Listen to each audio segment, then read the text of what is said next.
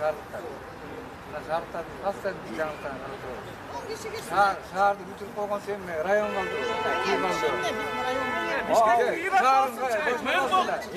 Hazır ol. Bilsin işte geldi. Sarda problema olsa onda. Yani general falan var. General falan tutuyorlar da. Harbiyenin kontrol olan arkadaşı kol koyuşı protokol üstüne değil. Ha ilk yapılan götürürler yerine çağırıyoruz. Hazır 3-4 tane var bilgiler mi var? Çok geçen dağlı oldu. Emetin sonunda eller var.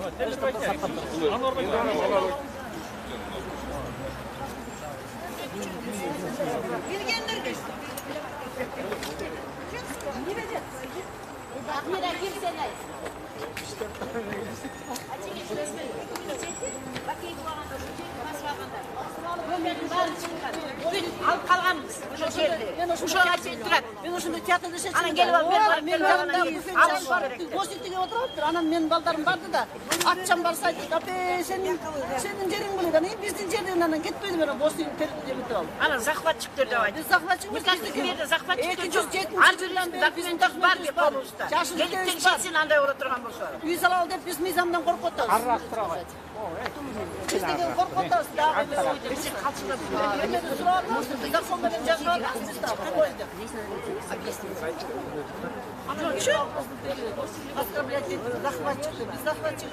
öz üstünde hiç neceleriz. Başkan kaçıyı kaçma ya. Yeni çıksaydı çıkıp söylep düşündürüp bizim de Xitaydan geldik bilen ya. Öz üstün cerimizge iyi olmalıydı. Bala iyi olmalıydı. Biz de bana Cumhur'dan suranıp geldik. Ança tege apalar oturadi butu kolu orup gelip atışat. Алар болса ысык үйдө ысык чайды ичип коюп жыргап тиги стөлдөрдүн баарын тиги тешип отурушат. Кереги убакта булар деген Ататүрк паркына деген үйлөрдү салып деген менчиктешип алышкан. Паркка салып туруп менчиктеп алган. 12 микрорайондун үстүндөгү жерди деген буга салууга болбойт деп ошол жерден чырчыгып бир келин каса болгон. Мына салып алышпады. Салып алышты жерге биз деген алалы. Биз өз жерибизге салганга болду. Менде вадакана акылды жапарды, например. Дүштерге жер салып алды дагы, үй салып алды. Эмеге чыгарып алды. О, жону жапар. Толойсуздар кишилер. Мисалы үчүн жанагы ким Акылбек Жапаровдун деги 4 квартираны сатты. 10 000 доллардан бер жагы эле. Мына мен кудачам алып жашап атат. Аякын баары элитный үйлөр. Карапайым кишилерге болбойт экен үй салгандар. 500 гектар бүт баарын сатып атат мына. Чоңдорго болот, карапайым кишилерге болбойт экен да. Биз жөнүндө болдук жаманаттырат атат сессияда. Эмнеге жамандайт экен? Шаардын маселесин чечип алсынчы. Ошо азыр кетсин десин, кете берсин. Давайте его Я сейчас не могу, Балбак ошол жерге 20 этаж салсын мага демекте. Балбак сатып алып салсын. Вам же сказали, что там трансформируют землю, да? Или что? А что сейчас происходит? Почему?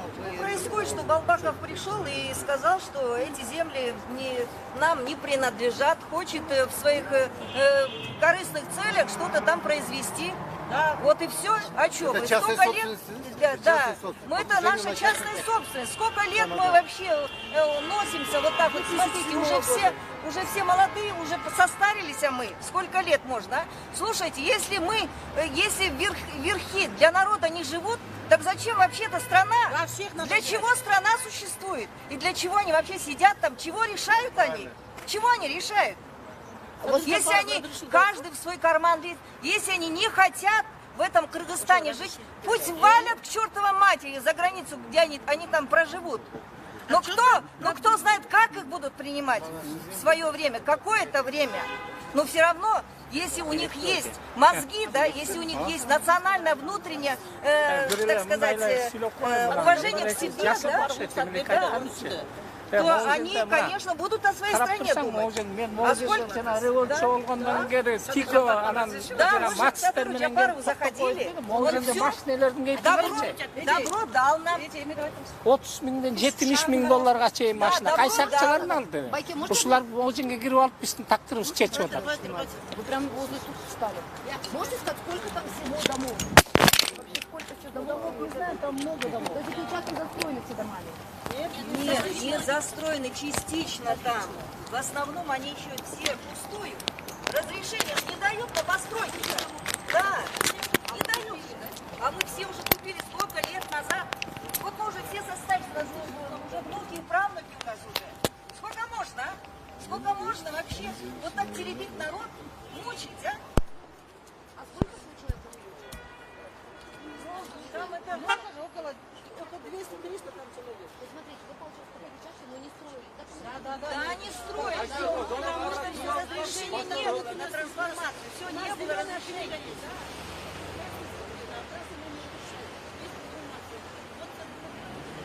Разрешил. 13 октября он нам разрешил, и все. И мы теперь ждали спокойно. А вчера он пришел и начал выстраиваться. Захватчики. И не захватчики. Не с 2007 года у нас документы серьезные книга. У нас все положено. а кто фирму книгу выдавал? Частная земля. Ну, то есть ваши частные Конечно, как положено по закону. Мы же все албанские, чушки, получается. Вот наш Сколько лет ждали.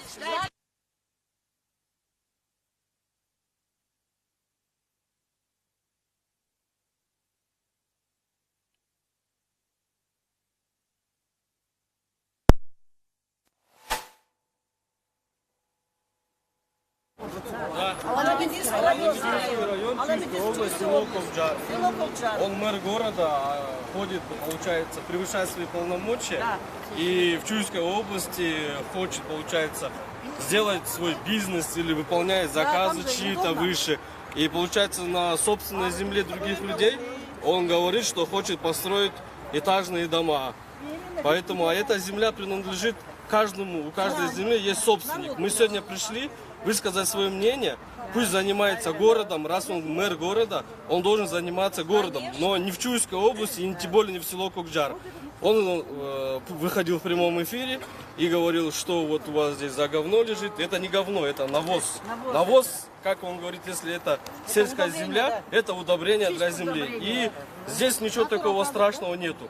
Потом еще есть такая суть. Эти земли в 2007 году все наши родители, бабушки, матери получили от государства, работая в государственных органах Чуйской области. Если в городе работали, выдавали квартиры, то людям выдавали земли. И 25 лет эти земли принадлежат собственности. Мы 20 лет их оберегаем. Во время Бакиева хотели отобрать, мы не давали. Приходили самозахватчики, мы их выгоняли. Все ждем, когда нам какой-нибудь из президентов нам тоже даст трансформацию. Пришел, получается, президент Садыр. Он пошел на уступки народа, мы голосовали за него, все сделали, он нам обещал, подписал закон. Но закон на данный момент не работает еще. Он сказал, что в будущем все постарается сделать как-нибудь, помочь народу. Получается, на следующий приходит Балбак и против, получается, слов Садыра, президента нашего, мэр города против президента делает какие-то рассудительные, получается, слова, заявления от своего имени. По факту он никто. Для нас он никто. Мы относимся к Чуйской области, к селу Ковджар, Аламединский район, не город Бишкек. И здесь такое решение. Мы пришли сегодня, собрались. Почему? Мы ждем. Люди все живут там, некоторые. Кто ждет, кто не нарушает закон, ждет. Кто уже не может ждать, построили дома. И сносить дома мы не дадим. Мы тоже выйдем также в митинги, будем стоять, охранять. Также 25 лет охраняли, 20 лет еще дальше будем охранять, ждать этого решения. И будем ждать, чтобы наш президент, наше правительство услышало народ. Садыр, наш президент, услышал нас, мы ждем его. И Балбак без расследования, без, не знаю, как чиновник мог собрать людей и сказать, давайте мы там к общему единому мнению приведем, сделаем так. Он, получается, делает либо городской чей-то заказ чиновников, либо рассматривает наши земли как себе, пока мы занимаем должность, какие-то заинтересованности. Да? Мы сразу хотим сказать, мы не дадим это. И мы хотим, чтобы он лично вышел и извинился хотя бы у нас, или сказал бы нам информацию о том, за что он делал в нашей области, в Чуйской области, в село Ковджар. И если его не устраивает то, что в сельхозной земле лежит говно, пусть тогда посмотрит, как у нас в Бишкеке стоят дела. Получается, занимая должности города Бишкек, да, он превышает полномочия, ездит в Чуйскую область. Для чего? У него, наверное, работы в городе не хватает, да.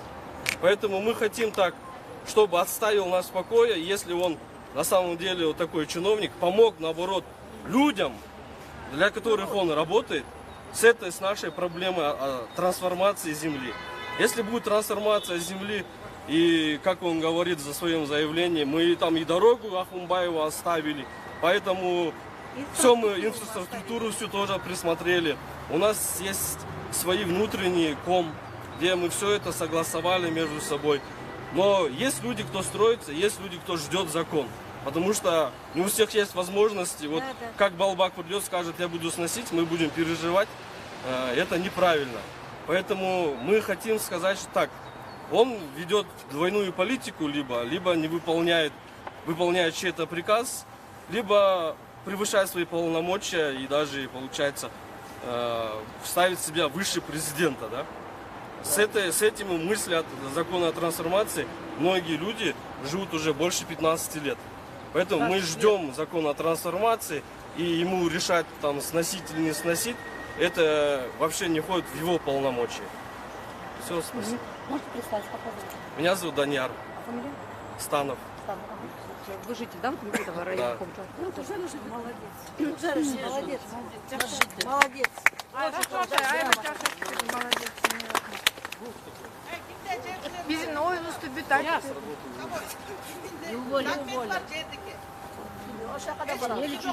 Может, вам, конечно, керек не oldu?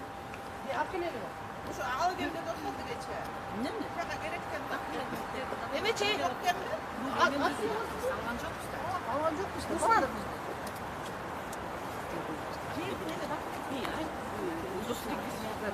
Что касается, мы тебе хотели что-то речь там было. Красиво такая, симпатичная. Я тут с мамой. А вот есть это. Можно тут что-то? У нас машина. Ничего, спасибо.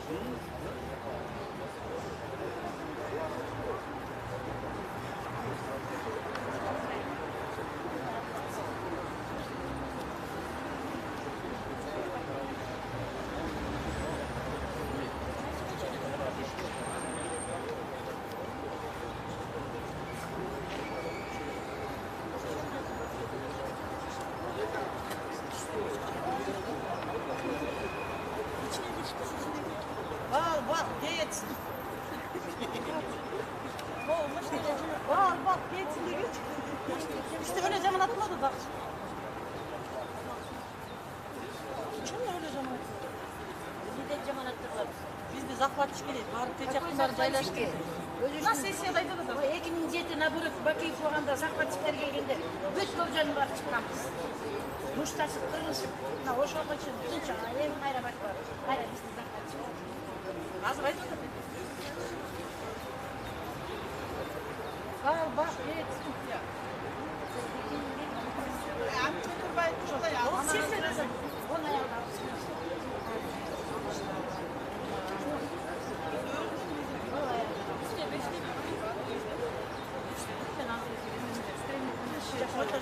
Sen kaç telefon говорит? интернеттен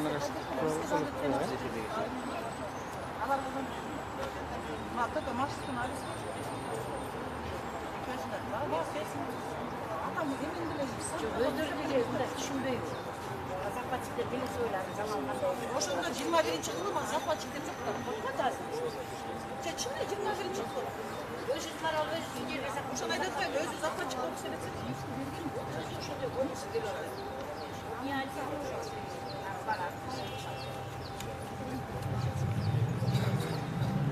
Ага, жер жалып беребиз деди. Ошого. Ага, 10 фатир бересиң.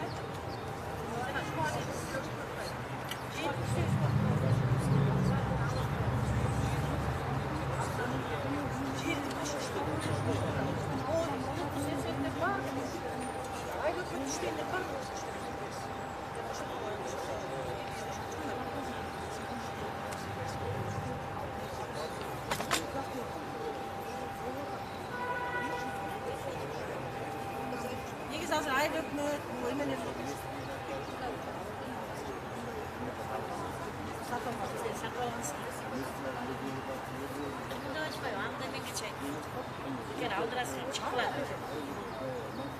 О да мафияда колунан анын баарын могу өздөрүнүн жанындагы эле кыланчык келип полиция.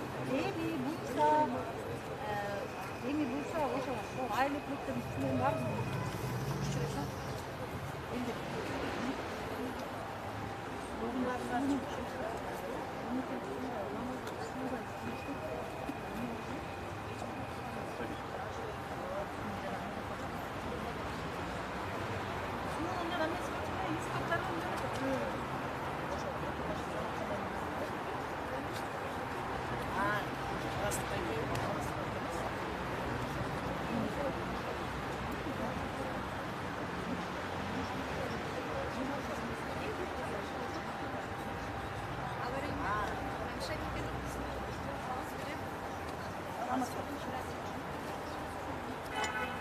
Биз деген өзүбүздүн булар деген ойлоп атыптыр да бизди захватчиктер деп. Биз захватчиктер эмеспиз. Башынан айтсаңыз, аты жөнүңүз, каяктан тургунусуз? Мен Кулбаева Гүлнарамын. Көкжарым тургуну болом. 2007 ушу захватчиктер басып алганда, ушу өзүбүз чыгып, баарыбыз ошо жерде алып калганбыз. Азыр тынч. Мынакей азыр кечетен бери ошо мен деле жумушта болуп, уккан жокмун ушу Балбак Төлөбаев дейт. Мэр городдун ошо келип текшериптир да жерди. Анан навоз жаткан жерди көрүп, бул эмне жатат дептир. Ал навоз деген ал жер семирткич да. Даже мына дачниктер сатып алат ошо огороддоруна керек болсо. Анан ошон үчүн келгенбиз, потому что биздин өзүбүздүн ар бирибиздин документибиз бар. Меники, например, 1 гектар жер бар, документибиз бар, келип текшерсин. Бүгүн бирок алып келген жокпуз. А булар ойлоп атат. Ошо 1 гектар жер. Иштетчибиз, ооба, иштетчибиз. Ар кандай эмени тикчибиз. Анын эми баягы заманга жараша эметпей калдык. Кимдин учурунда алдыңыз эле ал жерди? Биз үлүш жерде атады. Ал үлүш жер. Аны биз алган эмеспиз. Ал ата-энебиздин жерлери. Аны эми каза болуп калганда оформить этебиз да, калат да, кыздарына калат, балдарына калат. Анан ал даже он не имеет права монтип келип алып туруп тиги жерди алабыз деген. Ал жер Это частная собственность. Ал жерди эмне кылайын деп атыптыр? Ал ошо биздин жерге үй салам дейт, этаж үйлөрдү. Аны үчүн биринчи просто кечирим сурасın Балбак. Неге дебейсиңби? Потому что бар эле, мисалы үчүн, бул шаарда мэрби, пусть мэрияда ишин кылсын шаарды. Территорияны карасын. Чүйгө аламизмге киргенге мындай укугу жок. Ооба. Биздин это частная собственность, он не имеет права там находиться и чем-то располагать. Ол эме кылганга эчтекен эмес жок. Көкжар айылыбы, э? Көкжар айылынын Алтынчинский район. бул үлүш жерлери. Же көчөнү айтып койсун. Это получается Ахунбаева, Достоевский, да? Анан наркы жакта поле кетет, өйдө жакта. Ал деген негизи Көкжардын жери, аяка он не имеет права. Пусть анан деген ошол жерлерге бүт барын анча-мынча жерлерде бир где-то 10%, Ооба. жерлер салат дагы. Кайка кто нуждается, салгандар бар, ошолордун жерин түрүп үй салам, этаж үй салам депчи. Он не имеет такое право. Азырда сессияда сүйлөп атат, кыйын болбосун. Керек болсо кетсин, иштей албайбы? Пусть шаарды иштесин, шаарды карабасын. Чүйгө киришпей эле койсун. А жердин өзүбүздүн акимдерибиз бар. Ошолор менен биз иштешебиз, ошолор билет законду. Ана билбей эле бияктан келип алып тиги пусть чужой огород не лезет. Он если жаңы келип эми мэр болуп иштегенде он заинтересован, что-то хочет там, поймет, да? Он не один. Не айдайсыздар ал жерге? Биз эмес убактысында азыр ал жердин өйдө жактарын айдалат, ал жерге айдалбайт, потому что получается эми болуп кеткен да, үйлөр курулуп, анан ал жерде уже жер катып эметилген. Азыр ал жерге биз эмени эле күтүп атабыз.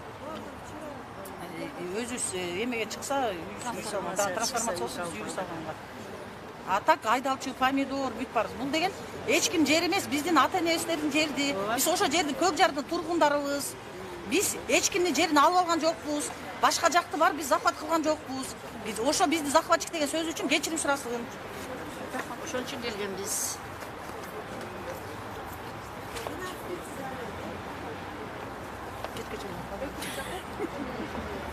Маска менен көрүнбөйсүң менен бакы эртең заведе шайтет. Чым калпсың.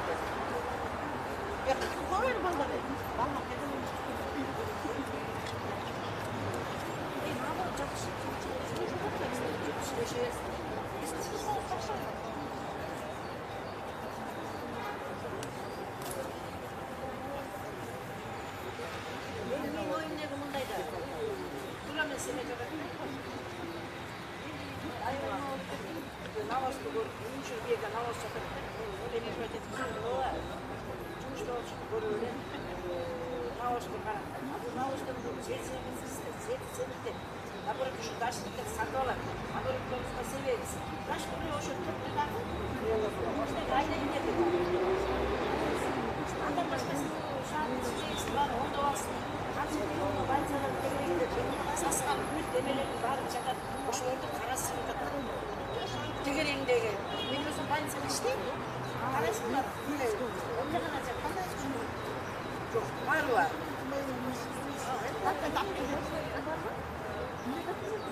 Ооба, ошондон да атыптыр. Анан үй салгандардын баарын бузам деп атыптыр. Үчүн алып бузат экен. Бузганда акысы чоган. Айда жок салсын да. Ары кайсы жүрүп үй салып алсын. Дагы канчасы жүрөт?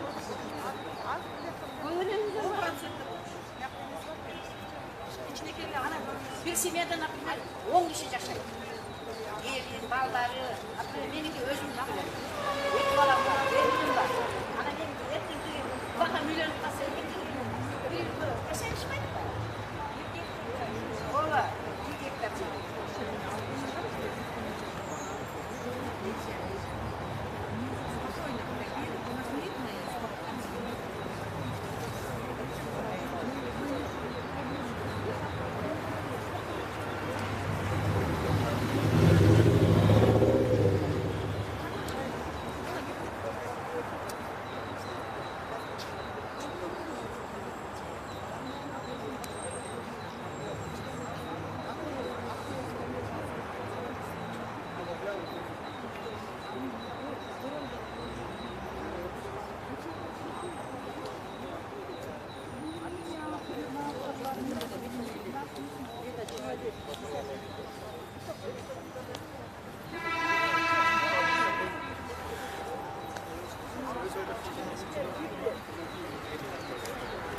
Саламатсыңар, урматтуу Говоритон көрүүчүлөрү.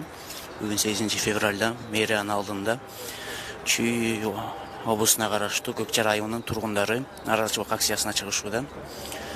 Нааразычылык акциянын катышуучуларынын айтымына караганда, Бабак Төлөбаев Көкжар айылына барып, жер айдоо жерлерин захватчиктер деп тартып алууда деп айтышууда.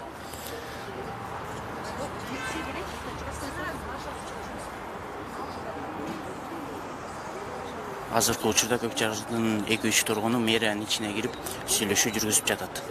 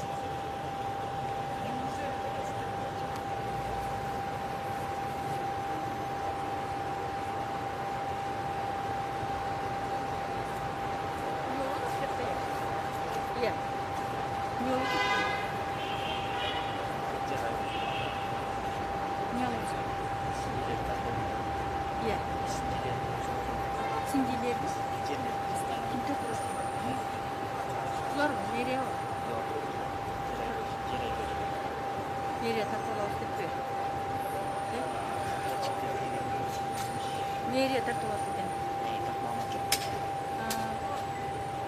Bular özlüğünde yer ayda yerleri de. Bular saktolgan yer ayda yerleri mi?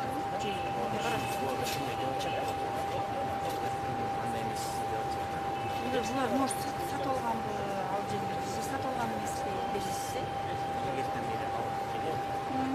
Bular azакта чыкты.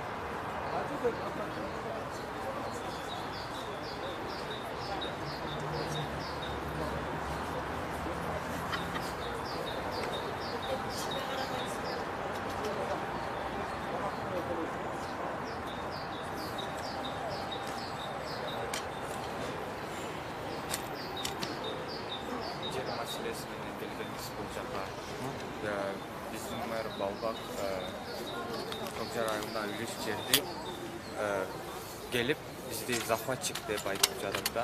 Захватчик? Негізі қандай? Негізі ал үлес жерді біз көп жылдан бері қорғап сақтап жүрөбүз. Ал біздің елдің жері да ал үлес жері аны болса трансформация кылууга біз болса уже 20 жылдан бері суранып жүрөбүз. Бізге трансформация кылып берсин депчи. Ал болса бұл бербей бізде захватчик деп эме ал болсо эңдирүү жер да атайын эме ешқандай захват болгон жер эмес да ол жерчи. Аяктан навоз жатса говно деп айтып жатат да, ошол үчүн үлүш жерлерибиз ошо үлүш жерлерге өзүбүз ээ боло албай атасыздар.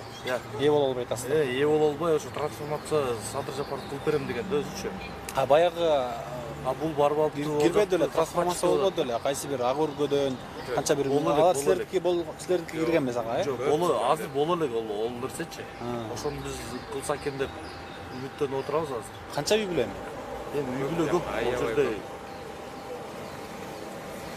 Жок дегенде 500 үй да. Бул лозунгтун кандай тиешеси бар? Мисалы, өзүнүн пиарлоону токтот деген. Жок, мындай да, Балбак байке өзүнүн территориясынан сырткары чыгып, ошону өзүн пиарлоо кылып атканбы же түшүнбөйбүз да. Ол жер өзү мэрияга карабайт. Бишкекечи. Бул Алами районуна карайт. Чүй областта. Областка тийиштүү. Областка тийиштүү. Анан бул барып алып туруп эле ол жер мындай болуш керек, тигиндей болуш керек. Булар захватчиктер деп атат да. Биз ол жерде эч кандай захватчик жок. Салынып турган жерлерди бузабыз. Үлүш эле жерлер өзүбүздүн үлүш жерлерибиз да. Жатса аны говно деп. Бизде захватчик деп. Көчөккө түз эфиринdeги? Түз эфиринде бизде окуп жаткан жерлерди говно деп, анан Көкжар айылында тургандарды захватчик деп айтып жатат.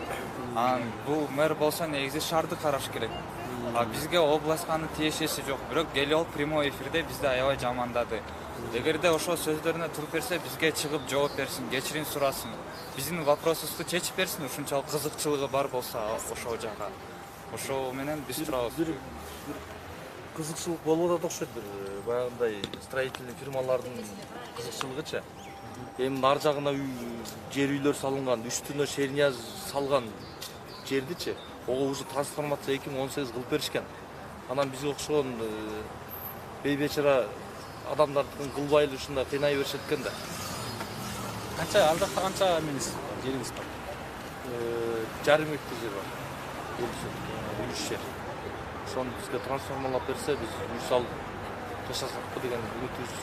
Ошол суроо менен биз 3-4 жолу чыкканбыз. Буга чейин болгон. Бирок эч кандай реакция болгон жок. Аламин район тигилер эми чечип беребиз деп эле мына Садыр Жапаровдун эмесин күтүп отурушат өзүчү. Трансформация кылып беребиз депчи. Анан кече Балбак байкебиз барып ошондой булар захватчиктер деп дептир эми ким билет. Өзүн пиарлоо деп түшүнөсүздөр Эми ошо түшүнөбүз, эми өзүнүн жерибиз, өзүнүн территориясына тиешеси жок жерге эле барып булар захватчиктер десе биз кандай түшүнөбүз? Дагы башка.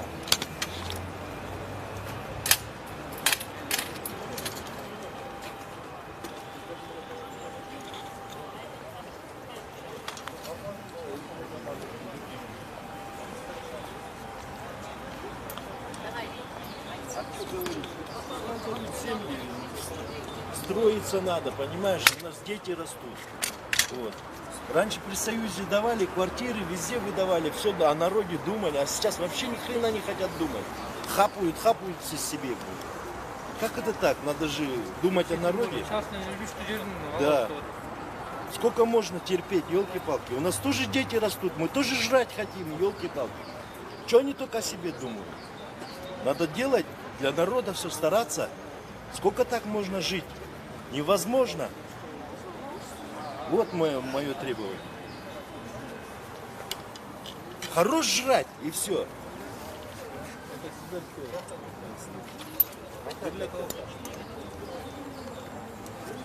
негізі ал жақта қанша киши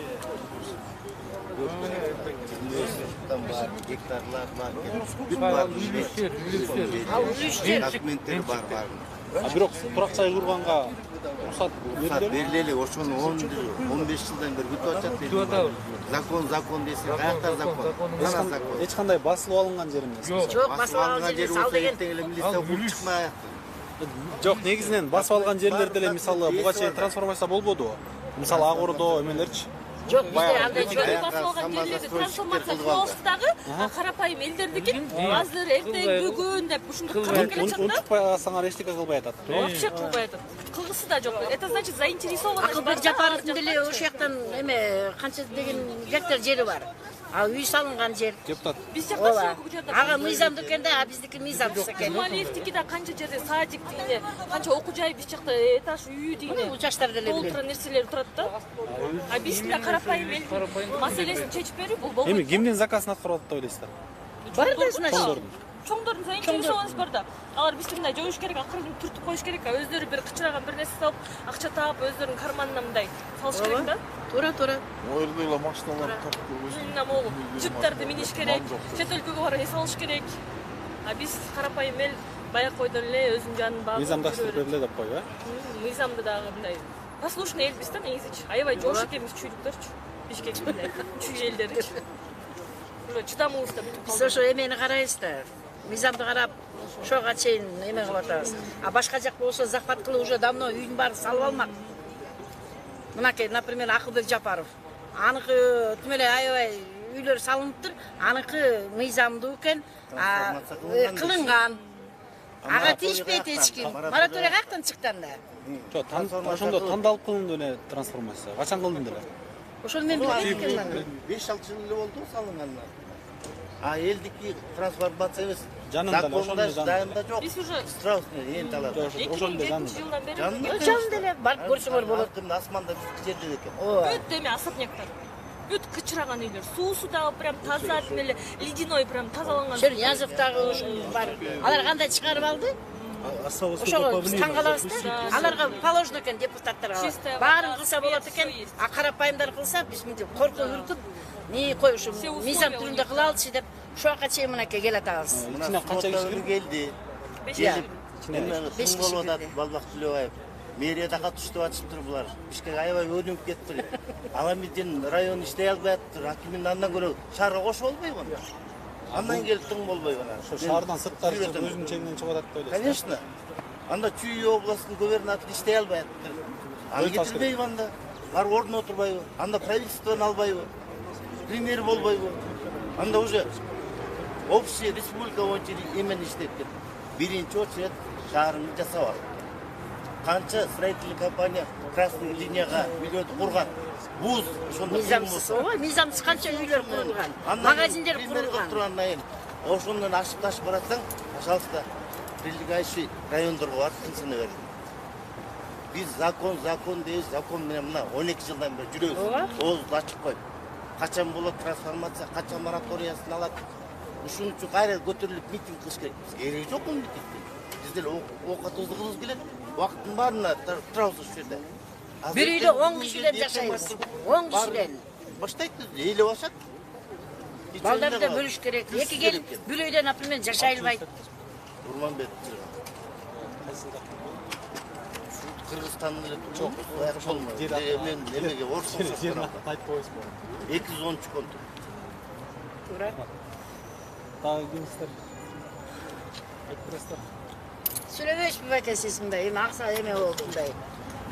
Өзүңүз менен коркуп сүйлөп сүйлөгүлө.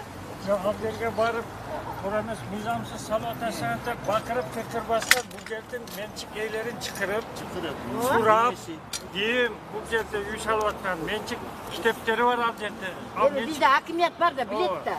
Ал бул билбесе шаардын территориясы акимият бар, акимият билет. Ал андан район территориясы болгондон кийин, айыл өкмөткө карагандан кийин ал киши барып, эмне менчикте Bireğin mençigin tartıp buzup salam dep.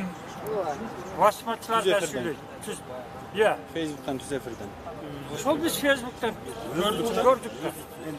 Al degende bunday derecede kişiler barıp al degende mençigin teriştiriş gerek. Koca oyunun. Suraştırış gerek. Bu yerden canan başkınçılar iş alıp atıyor. Başkınçılar östürü de.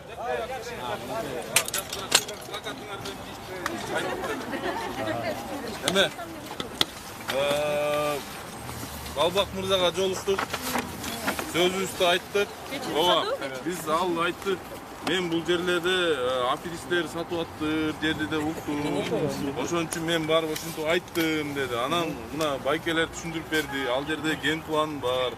Ал Акунбаева жол 60 метр жол калат. Анын эки четинде Нагаташкага эч ким салбайт, места калат. Бирок биз салып калган үйлөрүбүз туура мыйзамдаштырган болчу. Ошонун баары биз уже мына 7-8 жылдан бери мыйзам менен чуркап келатабыз деп биз баарыбыз айттык. Айтсак анан ошол жерден угуп ал киши айтты: "Мен анда сөзүмдү артка алам, адашып турмун. Болду, анда силер өзүңөр тартип бар экен силерде. Мен аяка аралашпайм. Наоборот, жардам берем.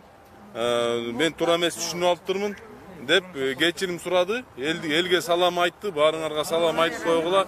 Мен эч кандай ал жактан буздурбайм, талашпайм. Ал жакка мен тиешем жок деп анан мен айттым, ушундай деп айттым. Мына байкелерди айттык, баарыбыз туура айттык. Анан кийин эң негизгиси ал киши туура түшүндү.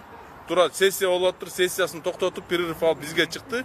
Биздин баарыбызды угуп, айтып, анан сокулуктан келген кишилер да калды азыр сүйлөшүп. Алар маселесин чечебиз деп. Анан ошол жерден биз айттык. Биз ал жерде эч ким басып алган жок.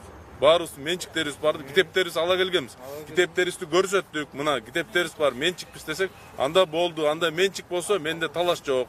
Главный деди, аферисттер ошол жерди сатып жиберип, эртең шаардын өнүгүүсүнө тоскоол болбосун деген эле мен оюм болгон.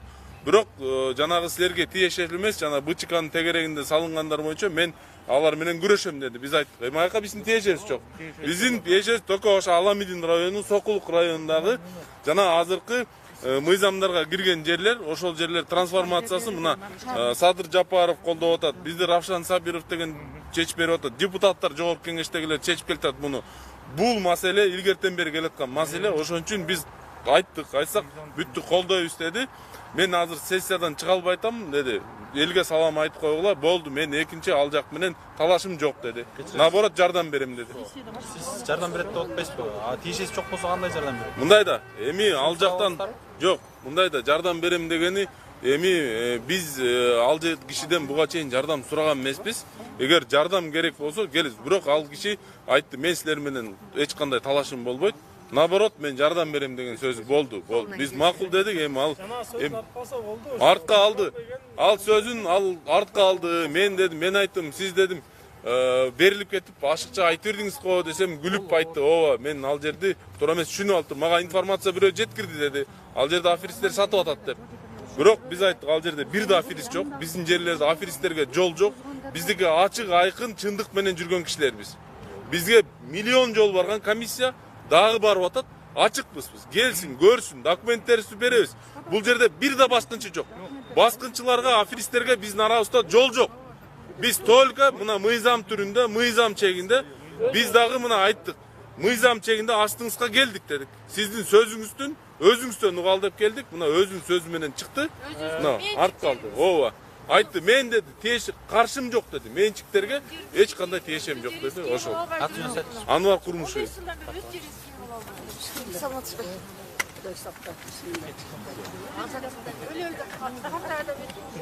Суроолор барбы, туугандар? Качан баштайбыз дебейсиңер? А когда начнем? Качан баштайбыз ким деме? Келгендериңерге баарыңарга качан баштайбыз? Ушундай, мындай деп коет, бир көңүл буруп койгула. Бул эмне? Биз мыйзам бузган жокпуз. Бизде деген мыйзам бар. Мындай тынчтык митинг деген мыйзамдар бар. Ошонун негизинде биз чыгып атабыз. Мыйзам чегинде. Эмне деп коет? Жарандык